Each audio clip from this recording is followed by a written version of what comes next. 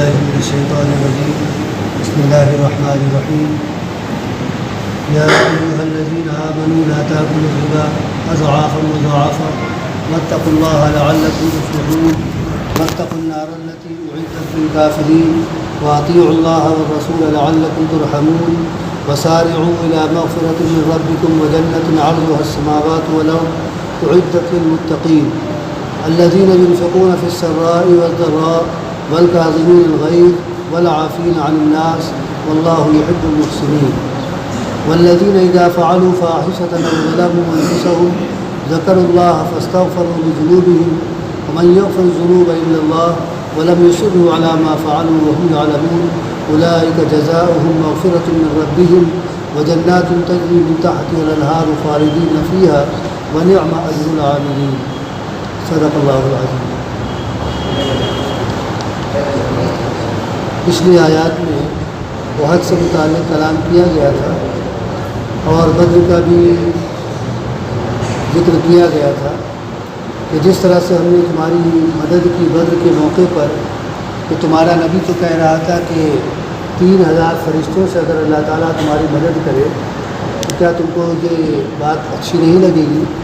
تو اس کے جواب میں اللہ تعالیٰ نے فرمایا تھا کہ 3000 کے ہم 5000 سے مدد کرنے کو تیار ہیں۔ جس طرح سے اللہ تعالیٰ نے بدر کے موقع پر تمہاری مدد کی اسی طرح سے احد کے موقع پر بھی اللہ تعالیٰ کی طرف سے تم کو مدد دی گئی، اور یہ جو مدد کی بات تھی یا پہلے سے تم کو خبردار کیا گیا تھا کہ اللہ تعالیٰ کی مدد یقیناً آئے گی، یہ ایک بشارت تھی تمہارے لیے، ایک خوشخبری تھی تمہارے لیے کہ اس کے ذریعے سے تمہارے دلوں کو اطمینان ہو جائے کہ اللہ تعالیٰ ہمیں ہمارے حال پر نہیں چھوڑ رہا ہے بلکہ ہماری دستگیری کر رہا ہے اور قدم قدم پر ہماری مدد اور ہماری رہنمائی بھی کر رہا ہے، اور حقیقی مدد تو اللہ تعالیٰ ہی کی طرف سے آتی ہے، اور یہ مدد اللہ تعالیٰ کی طرف سے اس لیے کی گئی یا اس کا فیصلہ اس لیے کیا گیا تاکہ کافروں کا ایک بازو کاٹ دیا جائے، ان کی طاقت کو کمزور کر دیا جائے یا ان کو اوندھے منہ گرا دیا جائے۔ اور نبی کی زبان مبارک سے ایک بددعا نکل گئی تھی، وہ یہ کہ وہ قوم کیسے فلاح پا سکتی ہے جو اپنے نبی کو خون آلود کرے، تو اس پر اللہ تعالیٰ نے جواب دیا تھا کہ اے نبی، آپ کے اختیار کی چیز نہیں ہے کہ آپ انہیں ہدایت دے دیں یا ان کو ہلاک کر دیں یا ان کو ہلاک ہونے کے لیے بددعا کریں، یہ سارا معاملہ اللہ تعالیٰ کے اختیار کا۔ اللہ تعالیٰ چاہے تو ان کو ہدایت دے دے، اللہ تعالیٰ چاہے تو ان کو ہلاک کر دے، اور یہ بھی ہو سکتا ہے کہ اللہ تعالیٰ ان کو توبہ کی توفیق دے، اسلام کی طرف وہ آ جائے، اسلام کو قبول کر لے، یا پھر نہیں قبول کرتے تو اللہ تعالیٰ کو عذاب دے۔ یہ سارے اختیارات اللہ تعالیٰ کے پاس ہے، آپ کو اس معاملے میں کوئی اختیار نہیں ہے کہ آپ کسی کے حق میں بددعا کریں یا کسی کو ہدایت دے دیں یا کسی کی بربادی آپ چاہیں، تو یہ سب آپ کے چاہنے سے نہیں ہو سکتا۔ اللہ تعالیٰ کے اختیار میں سب کچھ ہے، جو کچھ زمین میں ہے، جو کچھ آسمان میں ہے، اور وہ جس کے لیے چاہے گا مغفرت کے فیصلے کرے گا اور جس کو چاہے گا عذاب دے گا، اور اللہ تعالیٰ حقیقی اعتبار سے بہرحال معاف کرنے والا اور رحم کرنے والا ہے۔ یہ پچھلے درس میں جو رمضان سے پہلے آخری درس ہوا تھا اس میں اللہ تعالیٰ نے ان باتوں کا تذکرہ کیا۔ ابھی جو آیات پڑھی ہیں ان میں پہلی آیت میں تو اللہ تعالیٰ نے ربا یعنی سود سے متعلق کلام کیا کہ سود مسلمانوں کو زیب نہیں دیتا ہے ہرگز طریقے پر کہ وہ اس کو کھائے، اس کو پیے، اس کو برتے یا اس سے کسی قسم کا فائدہ اٹھائے،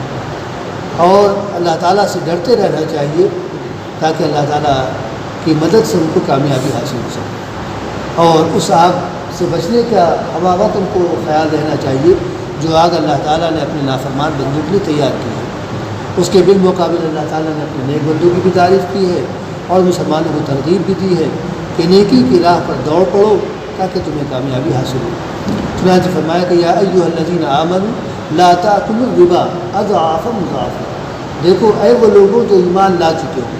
ایمان لانے کا مطلب یہ ہے کہ تم نے اس بات کا اللہ تعالیٰ سے عہد و پیمان کر لیا ہے کہ تم اللہ تعالیٰ کی مرضی کے مطابق اپنی زندگی گزارو، جو کچھ اللہ تعالیٰ کی طرف سے احکامات تمہیں دیے جائیں گے ان احکامات پر عمل کرو گے۔ وہ احکامات عبادات سے متعلق ہوں، معاملات سے متعلق ہوں، تمہاری ذاتی زندگی سے متعلق ہوں، اجتماعی زندگی سے متعلق ہوں، کسی بھی اعتبار سے ہو، اگر اللہ تعالیٰ کی طرف سے احکامات دیے جا رہے ہیں تو تم ایمان لا کر گویا اس بات کا اللہ تعالیٰ سے عہد و پیمان کیے ہوئے ہو کہ تم اللہ تعالیٰ کے ان احکامات پر عمل کرو گے۔ لہذا تم کو بطور خاص مخاطب کر کے یہ بات کہی جا رہی ہے کہ لا تأکلوا الربا اضعافا مضاعفا، سود جو بڑھا چڑھا کر تم لوگ اپنے جاہلیت میں کھا پی لیا کرتے تھے، خبردار کہ اب اس کے قریب نہ جانا، اب اس کو کھانا نہیں۔ لا تأکلوا لفظ تو کل کا استعمال کیا، اکل یاکل کھانے کے بارے میں آتا ہے کہ سود کو کھانا نہیں، تو اس کا مطلب یہ ہے کہ صرف کھانے کی ممانعت ہے۔ سود کے پیسوں سے کوئی مشروب لیا جا سکتا ہے، پیا جا سکتا ہے، سود کے پیسوں سے کپڑا بنوا کر پہنا جا سکتا ہے، سود کے پیسوں سے مکان بنوایا جا سکتا ہے، یا سود کے پیسے سے کاروبار کیا جا سکتا ہے، یا اور اسی طرح سے جو بھی انسان کی اپنی ضرورت ہے کھانے کو چھوڑ کر وہ تمام ضرورتیں سود کے پیسوں سے پوری کی جا سکتی ہیں۔ یہ مطلب نہیں، کیونکہ بنیادی طور پر انسان کی ضرورت کھانے کی ہی ہوتی ہے، کم سے کم دن میں 3 مرتبہ اس کو غذا کی ضرورت ہوتی ہے، صبح ناشتے کے طور پر، دوپہر میں کھانے کے طور پر، پھر اسی طرح سے رات کو کھانے کے طور پر۔ یہ روز مرہ کا اس کا معمول ہے۔ کپڑا تو سال میں 1 جوڑا 2 جوڑے بنوا لیے، ہر 3 جوڑے بنوا لیے۔ مکان زندگی میں ایک بار بن گیا، چلیے فرصت ہو گئی۔ اسی طرح سے کاروبار ایک بار شروع ہو گیا، وہ چلتا رہتا ہے اللہ تعالیٰ کی توفیق سے۔ لیکن کھانے پینے کا جو مسئلہ ہے وہ روز مرہ کا ہے، اور دن میں 3 مرتبہ 4 مرتبہ کا ہے۔ لہٰذا چونکہ اس کے استعمال یعنی سود کا استعمال اس موقع پر زیادہ ہو سکتا ہے اور ہوتا ہے، لہٰذا اس کی ممانعت کر دی گئی، اور اس کے ضمن میں وہ تمام چیزیں بھی ممنوع ہو گئی جو سود کے پیسوں سے بطور نفع کے حاصل کی جا سکے۔ اب یہاں پر ایک لفظ ہے اضعافا مضاعفا، کہ بڑھا چڑھا کر، تو بظاہر سے یہ بھی محسوس ہوتا ہے کہ اگر 1 مرتبہ کا سود ہے تو کھایا جا سکتا ہے۔ سود پر سود لینا یا سود کے پیسوں کو سود پر چلا کر اس سے فائدہ اٹھانا، اس سے صرف روکا گیا ہے۔ باقی اگر ایک بار ہم نے کسی نے کسی کو 1000 روپے مثلاً دیے، جیسے کہ بعض لوگ کھلاتے ہیں اپنا پیسہ سود پر، 1000 روپے دیے، 2000 دیے، 10000 دیے، اور بھائی اتنے واپسی ہوگی، 10000 دیے ہیں 11000 کی واپسی ہوگی، چلیے ایک بار لے لیا، 1000 دیا کافی ہے، اس میں کوئی قباحت ہے۔ یمحق اللہ الربا ویربی الصدقات، اللہ تعالیٰ سود کو مٹا دینا چاہتا ہے، سود کا نظام بالکل ختم کر دینا چاہتا ہے، کہیں بھی اسلامی معاشرے میں سود کا نظام چلنے نہ پائے۔ اللہ تعالیٰ کی مشیت یہ ہے، اور یہ کیوں ہے؟ دراصل جس معاشرے میں، جس سوسائٹی میں سود کا چلن ہوتا ہے، وہاں 2 قسم کی باتیں پیدا ہوتی ہیں۔ جو سود دیتے ہیں ان کے اندر بغض، حسد، اناد، دشمنی اور اس طرح کے جذبات پیدا ہوتے ہیں۔ ظاہر ہے کہ اپنی حلال کمائی، محنت کی کمائی سود کے طور پر دینا کون گوارا کرے گا؟ وہ تو ایک مجبوری ہوتی ہے کہ انسان دیتا ہے، کہ کام نہیں کر پا رہا تھا، چلیے کوئی سود کے طور پر مطلب اس کا پیسہ لے لیا اور مجبوراً دے دیا، جو بھی سود طے ہوا، جس شرح پر طے ہوا، ورنہ خوشی سے کوئی ایک پیسہ بھی دینے کو تیار نہیں ہو سکتا ہے۔ ٹھیک ہے، ہم نے آپ سے 10,000 روپے لیے، آپ اپنے 10,000 روپے لیے، یہ کیا بات ہے کہ 11,000 روپے ہم آپ کو دیں؟ کیوں بھائی 1,000 روپے ہم آپ کو کیوں زیادہ دیں؟ تو یہ انتہائی مجبوری کی حالت میں پیسہ دیا جاتا ہے، اور جب انتہائی مجبوری کی حالت میں یہ پیسہ دیا جاتا ہے تو لینے والے کے خلاف انسان کے لیے بھی اس طرح کے جذبات پیدا ہوتے ہیں، اس سے دشمنی، اس سے اناد اور اس کا بغض اور طرح طرح کے خیالات، اور یہاں تک بات پہنچتی ہے کہ موقع ملنے پر اس کا خون بھی بہا دیا جاتا ہے۔ چلتا ہے، اخبارات میں اکثر آتا رہتا ہے، کہیں 100 روپے کے لیے کسی کا خون بہا دیا گیا، کسی کو 200 روپے کے لیے، کسی کو 50 روپے کے لیے خون بہا دیا گیا، یہ نہیں آتا وہ پیسہ۔ یہ تو دینے والے کے دل میں جذبات پیدا ہوتے ہیں، لینے والے کے دل میں حرص اور طمع پیدا ہوتی ہے، لالچ پیدا ہوتی ہے۔ ہم 10,000 دیں گے تو 11,000 ملے گا، ہمارا پیسہ بڑھ جائے گا، ہم 20,000 دیں گے 25,000 ملے گا، ہمارا پیسہ بڑھ جائے گا۔ تو یہ لالچ اس کو مستقل آگے بڑھاتی رہتی ہے، اور انسان کی یہ فطرت ہے کہ وہ اضافے کا خوگر ہوتا ہے۔ نبی کریم صلی اللہ علیہ وسلم نے فرمایا ہے کہ لن يملأ فاه إلا التراب، لو لابن آدم يقول واديا أحب أن يكون له واديان ولن يملأ فاه إلا التراب ويتوب الله على من تاب، او كما قال علیہ الصلوۃ والسلام، کہ اگر ابن آدم کے لیے سونے کی ایک وادی ہو، سونا یعنی وادی ایک سونے سے بھر کر اس کو دے دی جائے، اور وادی کوئی چھوٹی موٹی نہیں ہوتی ہے، پہاڑ کا پورا دامن ہوتا ہے جس کو وادی کہا جاتا ہے، اس پہاڑ کے دامن کو سونے سے بھر دیا جائے اور اتنا کسی ایک شخص کو دے دیا جائے تو احب ان یکون لہ وادیان، وہ یہ چاہے گا کہ ارے اتنا ایک ہی، دو ہونی چاہیے، یعنی یہ ملا کر دو یا اس کے علاوہ دو ہونی چاہیے، اور جب دو ہو جائیں گے تو کہے گا چار ہونی چاہیے، چار ہو جائیں گے تو آٹھ کا، اس کی آٹھ کی آرزو ہوگی۔ وَلَنْ يَمْلَأَ فَاهُ إِلَّا التُّرَابُ، اور اس کی حرص کو صرف قبر کی مٹی ہی ختم کر سکتی ہے۔ ہاں البتہ اللہ تعالیٰ کی طرف جو رجوع ہوگا، اللہ تعالیٰ اس کی طرف محبت کے ساتھ رجوع ہوگا۔ تو چنانچہ سود لینے والے کے دل میں طمع اور حسد اور لالچ اور طمع اور لالچ اور اس طرح کی چیزیں پیدا ہوتی ہیں، تو یہ دونوں طرف سے معاشرے کو کھوکھلا کرتی ہیں۔ دینے والے کی طرف سے بھی معاشرہ کھوکھلا ہوتا ہے اور لینے والے کی طرف سے بھی معاشرہ کھوکھلا ہوتا ہے۔ چنانچہ اللہ تعالیٰ نے تیسرے بارے میں یہ بات ارشاد فرمائی کہ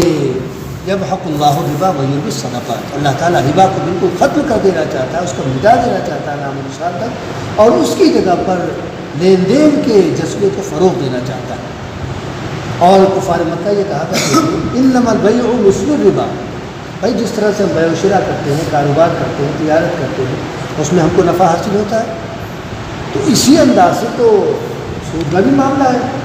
ہم نے کاروبار میں 10,000 روپئے مثال کے طور پر لگائے، ایک وقت آتا ہے کہ وہ 10,000 کے 11,000 12,000 بن جاتے ہیں، تو آپ اس کو حلال کہتے ہیں کہ وہ 10 کے 11 ہو گئے، 12 ہو گئے، 13 ہو گئے، آپ کہتے ہیں حلال۔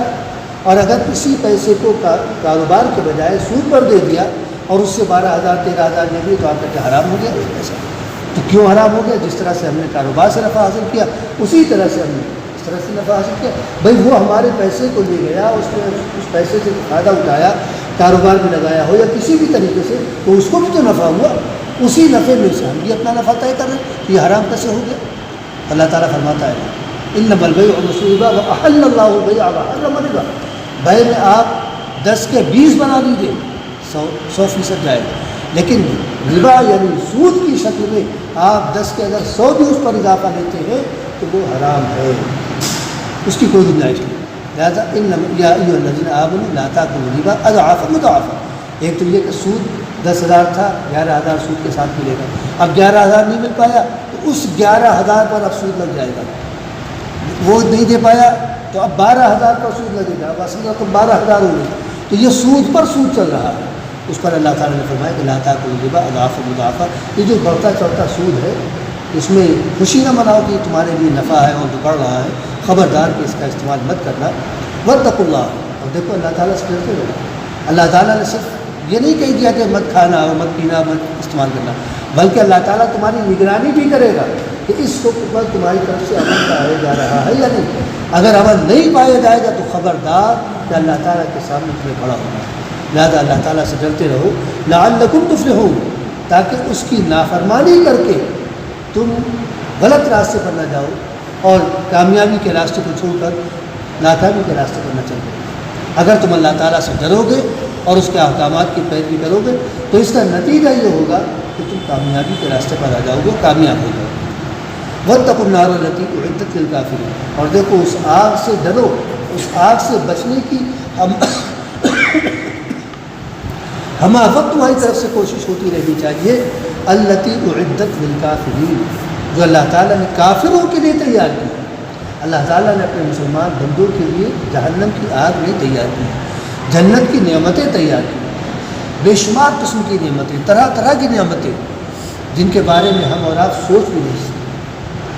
خود اللہ تعالیٰ نے حدیث قدسی میں یہ بات ارشاد فرمائی اعددت لعبادی الصالحین ما لا عین رأت ولا اذن سمعت ولا خطر علی قلب بشر، میں نے اپنے نیک بندوں کی جو کچھ نعمتیں تیار کی ہیں کسی نگاہ نے ان تمام نعمتوں کو دیکھا ہی نہیں اور کسی کان نے ان نعمتوں کا تذکرہ سنا ہی نہیں۔ 2-4 نعمتوں کا تذکرہ ہو گیا، قرآن کریم میں مل گیا، احادیث میں مل گیا، لیکن یہ کہ ساری نعمتیں الف سے لے کر یا تک ساری نعمتیں قرآن میں بیان کر دی گئی ہوں یا احادیثوں کا ذکر کر دیا جائے، ایسا نہیں، چند نعمتوں کا ذکر کر دیا گیا کہ وہ قالین بچھی ہوگی اور سب ٹیک لگائے بیٹھے ہوں گے اور خوشوں کے یعنی میووں کے خوشے ان کے قریب ہوں گے، وہ ہاتھ بڑھائیں گے اور توڑ لیں گے اور پیالے سجے ہوں گے اور ان کے ہاتھ پیروں میں سونے کے کنگن اور یہ اور اس طرح کی چند چیزوں کا ذکر کر دیا گیا، لیکن اور اس کے علاوہ کتنا، یہ تو 2-4 چیزیں بتائی گئی، ہم اندازہ نہیں کر سکتے کہ کتنی نعمتیں ہیں۔ ولا خطر اعلیٰ قلب بشر، اور کسی دل پر اس کا گمان بھی نہیں گزرا کہ یہ بھی ہوگا اور وہ بھی ہوگا. وہاں اتنا کچھ اللہ تعالیٰ نے تیار کیا. اور اس پر بھی مزید اللہ تعالیٰ نے فرما دیا وَلَكُمْ فِيهَا مَا تَشْتَهِي أَنفُسُكُمْ وَلَكُمْ فِيهَا مَا تَدَّعُونَ. جو کچھ تمہارا دل چاہے گا وہ پہلے سے تیار کیا جا چکا ہے. اور اگر کوئی ایسی چیز بالفرض جو تیار نہیں ہے وہاں پر اور تم چاہتے ہو کہ وہ ملے، وہ بھی تمہارے سامنے فوراً حاضر کر دی جائے گی. تو اللہ تعالیٰ نے ایسی جنت اپنے مومن بندوں کے لیے تیار کی. لیکن کافروں کے لیے جو اللہ تعالیٰ پر ایمان نہیں لائے، آخرت پر ایمان نہیں لائے، نبی پر ایمان نہیں لائے، ان کے لیے جہنم کی دہکتی ہوئی آگ تیار کی. لہٰذا مسلمانوں کو تنبیہ کی جا رہی ہے کہ واتقوا النار التی اعدت للکافرین. کافروں کے لیے اللہ تعالیٰ نے جو آگ تیار کی ہے اس سے اپنے آپ کو بچانے کی فکر کرتے رہو، اس سے بچنے کی تدبیر اختیار کرتے رہو. اور وہ تدبیریں وہی ہے جو قرآن کریم میں بیان کی گئی. حرام سے مستقل طور پر بچا جائے، حرام کے قریب نہ جایا جائے. اللہ تعالیٰ نے جو پاکیزہ اور حلال چیزیں عطا کی ان سے اپنی تمام ضرورتوں کو پورا کیا جائے. کسی پر ظلم اور زیادتی نہ کی جائے، کسی کی حق تلفی نہ کی جائے، کسی کے ساتھ برا سلوک نہ کیا جائے. اور اسی طرح سے جو کچھ بیان کیا گیا احادیث وغیرہ میں، ان تمام چیزوں کو اختیار کر کے انسان اپنے آپ کو جہنم سے بچانے والا اور جنت کا اہل بنانے والا بن جاتا ہے. وَأَطِيعُوا اللَّهَ وَالرَّسُولَ لَعَلَّكُمْ تُرْحَمُونَ. اور اللہ تعالیٰ کی اطاعت کرو اور رسول کی اطاعت کرو لعلکم ترحمون، تاکہ تم پر اللہ تعالیٰ کی طرف سے رحمتوں کا نزول ہو. یہاں پر اطاعت دو قسم کی ذکر کی گئی، ایک اللہ کی اطاعت اور دوسرے رسول کی اطاعت. جبکہ پانچویں پارے میں ہم کو ایک آیت ملتی ہے جس میں یہ کہا گیا کہ من یطع الرسول فقط اطاع اللہ. جس نے رسول کی پیروی کی اس نے حقیقت میں اللہ تعالیٰ ہی کی پیروی کی. تو جب رسول کی اطاعت، رسول کی فرما برداری اور ان کی پیروی اللہ تعالیٰ کی پیروی ہے تو یہاں پر الگ سے کیا ضرورت ہے رسول کی اطاعت کرنے کا حکم دینے کی. اور متعدد جگہ پر یہ بات کہی گئی. سورہ محمد میں بھی یہ بات کہی گئی یا ایھا الذین آمنوا اطیعوا اللہ واطیعوا الرسول ولا تبطلوا اعمالکم. اے ایمان والو، دیکھو اللہ تعالیٰ کی اطاعت کرو اور رسول کی اطاعت کرو اور اپنے اعمال کو برباد مت کرو. ذرا بھی تمہارے قدم اطاعت سے ڈگمگائے، بال برابر بھی ڈگمگائے تو تمہارا عمل برباد ہو جائے، چاہے جتنی بڑی نیکی ہو. اگر رسول کی منشا کے خلاف ہو گئی تو بڑی سے بڑی نیکی کی کوئی حیثیت نہیں رہ جاتی. اور ٹھیک رسول کی منشا کے مطابق کی گئی تو چھوٹی سے چھوٹی نیکی بھی اللہ تعالیٰ کو اپنی قدر و قیمت رکھتی ہے. تو اب سوال یہ ہے کہ جب قرآن کریم یہ کہہ رہا ہے کہ من یطع الرسول فقد اطاع اللہ، جس نے رسول کی اطاعت کی اس نے حقیقت میں اللہ کی اطاعت کی. اور اسی طرح سے نبی نے بھی یہ بات فرمائی من اطاعنی فقد اطاع اللہ، اور کما قال کہ جس نے میری اطاعت کی اس نے اللہ تعالیٰ کی اطاعت کی. تو سوال یہ کہ یہاں پر الگ کیوں ہے؟ معاملہ یہ ہے کہ رسول کی ذمہ داری صرف یہ نہیں تھی کہ قرآن کریم جو اوپر نازل ہو رہا ہے، جو آیات اوپر نازل ہو رہی ہے وہ پہنچا دیں. صرف اتنی ذمہ داری نہیں تھی کہ آیات جو کچھ بھائی آؤ سن لو، اللہ تعالیٰ نے یہ آیات آئی تو سنا دیا فرصت پا گئے، پھر چند آیات آئی تو سنا دیا بلا کرو وہ فرصت پا گئے. یہ نہیں تھی، بلکہ آپ کی ذمہ داری یہ بھی تھی کہ جو آیات اور جو احکامات اللہ تعالیٰ کی طرف سے نازل کیے جائیں آپ لوگوں کے سامنے ان کی مکمل طور پر تشریح کر دیں. لِتُبَيِّنَ لَهُم مَّا أُنزِلَ إِلَيْهِمْ، آپ کی طرف جو کچھ بھی وحی کی جائے، جو کچھ بھی نازل کیا جائے، اے نبی آپ لوگوں کے سامنے اس کو واضح کر دیں. اب واضح کرنے کا مطلب کیا ہے؟ قرآن کریم میں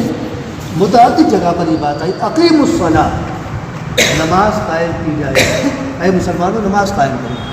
اب نماز کا طریقہ کیا ہے، نماز کیسے پڑھی جائے؟ پورا قرآن آپ دیکھ ڈالیے، ایک ایک لائن دیکھ ڈالیے، کہیں نہیں بتایا گیا کہ آپ کو کھڑے ہو کر یہ پڑھنا ہے، آپ کو رکوع میں جانا ہے تو یہ پڑھنا ہے، آپ کو سجدے میں جانا ہے تو یہ پڑھنا ہے. دو رکعت مکمل ہو جائے تو تشہد کے لیے بیٹھیے اور تیار پڑھیے اور یہ کہیں نہیں، پورے قرآن میں کہیں نہیں بتایا. اس کی تشریح نبی نے کی کہ آپ کو قیام کی حالت میں اس انداز سے قرات کرنا ہے. قرآن رکوع میں جائیے تو یہ تسبیح پڑھیے، سجدے میں جائیے تو یہ تسبیح پڑھیے. یا اسی طرح سے مثال کے طور پر آتوا الزکوٰۃ، قرآن نے کہتے ہیں زکوٰۃ ادا کریں. اب زکوٰۃ کتنے مال پر دی جائے گی، کس کس مال پر دی جائے گی، کتنے وقت پر دی جائے گی، کتنی مقدار میں دی جائے گی، قرآن میں کہیں نہیں ملتا. یہ نبی نے تشریح کی اس کی کہ سونا اور چاندی کی یہ مقدار ہے تو آپ کتنی مقدار نکالیں. बकरियाँ आपके पास इतनी हो तो उन पर ये ज़कात है, ऊँट आपके पास इतनी हो तो ये ज़कात है उसकी, भैंसें आपके पास इतनी है तो ये ज़कात है उसकी, आपकी आमदनी इतनी है, आपके पास इतनी मालियत है और ये शर्तें हैं पाई जाती हैं अगर उस मालियत पर तो आप पर ज़कात है। या और इसी तरह तिजारती क्या क्या चीज़ें हैं जिन पर आप पर ज़कात हो,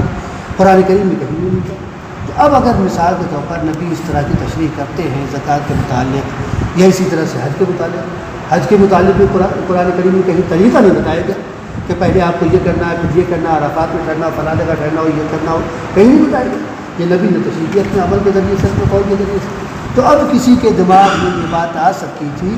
कि ये तो नबी का अमल है, ये नबी बता रहे हैं, हम क्यों मानें उसको, कुरान हमारे लिए काफ़ी है, कुरान में जो कुछ कहा गया बस हम उसको मानेंगे, नबी के तरीके को, नबी के अमल को नहीं मानते। इसलिए लाजमी तौर पर ये बात कह दी गई कि देखो कुरान में जो कुछ है हर चीज़ पूरे तौर पर वाज़ेह नहीं की गई,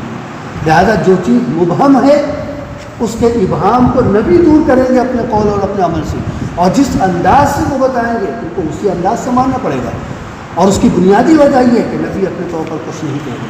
अल्लाह ताला ने अक़ीमुस्सलाह कहा है, उसके बाद तरीक़ा खुद अल्लाह ताला ने नबी के दिल में डाला है, हज़रत जिब्रील अलैहिस्सलाम को भेजा है कि जाओ हमारे नबी को नमाज़ सिखाओ, कैसे नमाज़ पढ़ी जाएगी। हज़रत जिब्रील अमीन ने नमाज़ सिखाई, नमाज़ पढ़कर दिखाई, इमामत की, नबी ने वो तरीक़ा बयान कर दिया। अब ज़ाहिर है कि देखने वाले तो नहीं देख सके कि हज़रत जिब्रील कहाँ नमाज़ पढ़ा रहे। फिर ज़कात पर भी बात आती, अक़ीमुस्सलाह कहा गया, 5 वक्त का इशारा कर दिया गया, लेकिन तादाद रकात क्या होनी चाहिए, फजर में 2 ही क्यों है भाई,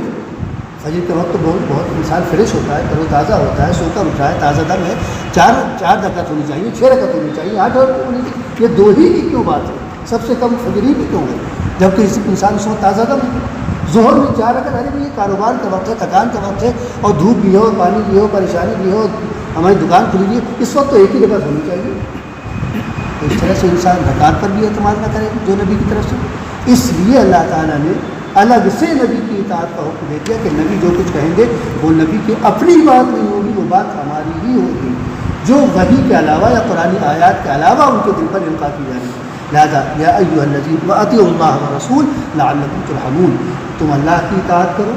तो जो कुछ अल्लाह ताला ने कुरान करीम में हलाल और हराम के ताल्लुक़ से बयान कर दिया उस पर पूरी तरह से कारबंद रहो, और जो नबी तुम्हारी जो वजाहत पेश करें, जिस अमल को जिस अंदाज से करें या कहें उसी अंदाज से करो, लअल्लकुम तुरहमून, ताकि तुम पर अल्लाह ताला की रहमतों का नुज़ूल। वसारिऊ इला मग़फ़िरतिन मिन रब्बिकुम, और देखो अपने परवरदिगार की मग़फ़िरत की तरफ दौड़ पड़ो। मग़फ़िरत के परवाने तक़सीम किए जा रहे हैं, तुम उन परवानों को हासिल करने के लिए, अपने लिए परवाना मग़फ़िरत को हासिल करने के लिए दौड़ो, लगो, और जो तरीक़ा बताया जाए उस तरीक़े के मुताबिक अपने मग़फ़िरत के परवाने को हासिल कर लो। रवायात में मिलता है कि अल्लाह ताला हर रात के आखिरी हिस्से में आसमान दुनिया पर आता है, यानी शहर के आखिरी आसमान दुनिया पर आता है और आवाज़ लगाता है, अला मन मुस्तग़फ़िर फ़अग़फ़िर लह, है कोई मग़फ़िरत तलब करने वाला, मैं उसकी मग़फ़िरत करने आया। अला हल मिन मुस्तरज़क़िन फ़अरज़ुक़ह, कोई रोज़ी से परेशान है मैं उसको रोज़ी देने आया। अला मुब्तलन तुआफ़ी, कोई किसी और परेशानी में मुब्तला है मैं उसकी परेशानी दूर करने आया। मुख्तलिफ़ किस्म की आवाज़ें, मतलब परेशानियाँ और ज़रूरत और मसाइल, अल्लाह ताला एक एक ज़रूरत का नाम लेकर आवाज़ लगाता है कि किसी को भी किसी भी अंदाज से ज़रूरत आए, मैं तो लेकर आया हूँ, ख़जाने लेकर आया हूँ, मैं देने आया हूँ, उसी को यहाँ कहा जा रहा है वसारी। तो ज़ाहिर है कि अल्लाह ताला शहर के वक्त में आवाज़ लगा रहा है, तो उस वक्त दौड़े इंसान अल्लाह ताला से अपनी मग़फ़िरत हासिल करे, जो गुनाह उससे हो गए हैं उनसे अल्लाह ताला से माफ़ी मांगे, अपने माजी पर नदामत हो उसको कि हमको इताअत करना चाहिए थी, नाफरमानी की, और नादिम होकर अल्लाह ताला से अर्ज़ मारूज़ करे, अल्लाह ताला मग़फ़िरत उसकी फरमाएगा। वजन्नतिन अर्ज़ुहा अस्समावात वल अर्ज़, और फिर उसके नतीजे में उस जन्नत की तरफ दौड़ पड़ो जिसकी कुशादगी ज़मीन और आसमान की वसअत के बराबर है। वो छोटी सी कोई जन्नत नहीं है कि जिसमें चंद लोग रखे जाएंगे, जितने भी अहले ईमान हैं उन सबको जन्नत में रखा जाएगा, और एक आदमी की जन्नत ताहत नज़र चारों तरफ होगी। अंदाज़ा लगाइए कि कितनी बड़ी अल्लाह ताला की जन्नत है, और कितने उसमें कोई 2-4 मोमिन तो है नहीं, जितने भी मोमिन आदम अलैहिस्सलाम के ज़माने से लेकर क़यामत के आने से पहले तक इस दुनिया में पाए जाएंगे, वो सब जन्नत में रखे जाएंगे, और हर एक को इसी अंदाज से जन्नत दी जाएगी। तो कितनी बड़ी जन्नत होगी और कितना उसका कितनी वसअत होगी। لہذا وجنت عرض السماوات والارض، اس جنت کی طرف دوڑ پڑو کہ جس کی وسعت زمین و آسمان کی وسعت کی جیسی ہے۔ اعدت للمتقین، اور یہ جنت ان لوگوں کے لیے تیار کی گئی ہے جو اپنی زندگی کو تقویٰ کے ساتھ گزارتے ہیں، احتیاط کے ساتھ گزارتے ہیں۔ تقویٰ کا ترجمہ ہم عموماً احتیاط کر دیا کرتے ہیں۔ ظاہر ہے کہ تقویٰ کا مطلب یہ کہ اللہ تعالیٰ کے ڈر کے ساتھ، اور جب اللہ تعالیٰ کا ڈر ہوگا تو انسان کی احتیاط کے ساتھ اپنی زندگی گزارے گا، اپنے قدم پھونک پھونک کر رکھے گا کہ کہیں بھی کسی بھی موقع پر اللہ تعالیٰ کی نافرمانی نہ ہو جائے، نہ چھوٹے انداز میں نہ بڑے انداز میں۔ اسی وجہ سے اس کا ترجمہ عموماً یہ کر دیتے ہیں کہ احتیاط کے ساتھ زندگی، کہ جس میں ہر طرح کا خیال اور استحضار کہ ہمارا پروردگار ہمیں دیکھ رہا ہے، ہمیں اس کے سامنے کل پہنچنا ہے، اپنی زندگی کا حساب دینا ہے، جو کچھ زبان سے نکل رہا ہے اس کا بھی حساب دینا ہے، جو کچھ ہمارے کان سن رہے ہیں ان کا بھی حساب دینا ہے، جو کچھ ہماری نگاہ دیکھے اس کا بھی حساب دینا ہے، ہاتھوں سے جو کر رہے ہیں، پیروں سے جو جس طرف چل رہے ہیں، ان تمام چیزوں کا ہمیں حساب دینا ہے۔ تو اس طرح سے جو اپنی زندگی کو گزارے گا وہ ظاہر ہے کہ وہ احتیاط والی زندگی ہوتی ہے۔ لہٰذا اللہ تعالیٰ نے جنت جو تیار کی ہے انہی لوگوں کے لیے تیار کی ہے جو تقویٰ کے ساتھ، اللہ تعالیٰ کے ڈر کے ساتھ، اللہ تعالیٰ کے استحضار کے ساتھ اپنی زندگی کو گزارتے ہیں۔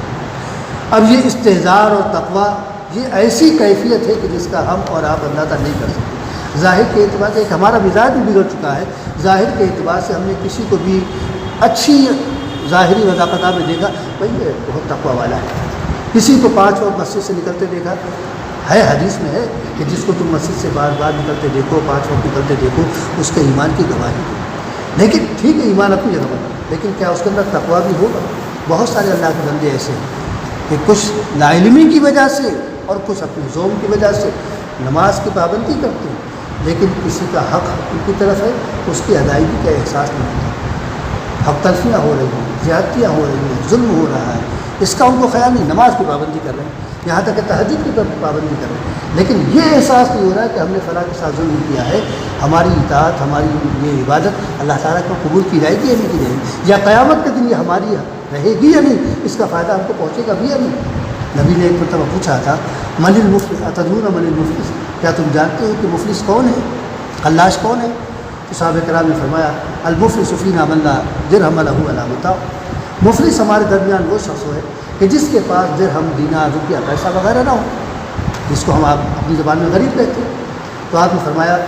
ان المفلس من امتی من یاتی یوم القیامۃ بالصلاۃ وصیام وزکاۃ ویاتی وقد شتم ھذا وقذف ھذا واکل مال ھذا وسفک دم ھذا وضرب ھذا،